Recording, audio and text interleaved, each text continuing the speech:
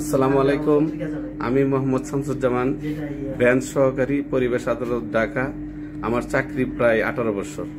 আমি এই 18 বছর চাকরি জীবনে আদালত, ঢাকা জজ, জেলা জজের যে পরিচ্ছন্নতা দেখেছি আর সবকিছুর আজ ঊর্ধ্বে আমাদের বর্তমান মাননীয় সিনিয়র জেলা ও দায়রা জজ AHM হাবিবুর রহমান জিন্নাহ স্যারের সুযোগ্য নেতৃত্বে এবং সার্বিক তত্ত্বাবধানে এবং বর্তমান আমাদের নাজির সাহেব জনাব হাদেমুল ইসলামের অক্লান্ত পরিশ্রমে আমাদের আদালত পাড়া আজ শোভাযায়ন রূপ নিয়েছে এবং বাংলাদেশের প্রথম ধূমপান মুক্ত এবং হকার মুক্ত আদালত হিসেবে স্বীকৃতি পেয়েছে, যা শুধু আমাদের স্যারের সততা, আমাদের জেলা জজ স্যারের সততা এবং নিষ্ঠার কারণেই সফল হয়েছে।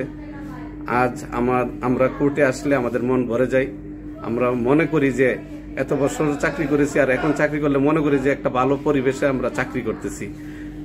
আয়নার মতন পরিষ্কার নিচের সবকিছু এবং আমাদের নাজির সাহেবের অক্লান্ত পরিশ্রমে ওনার ছুটি না নিয়ে উনি সার্বক্ষণিক তত্ত্বাবধান করাই নেজারতের কর্মীদের মাধ্যমে আজ আদালত পাড়া অনেক সুন্দর লাগে।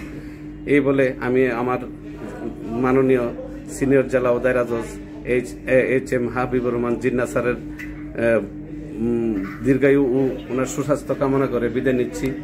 আসসালামু আলাইকুম। ওই স্যারে ফোন দিছে।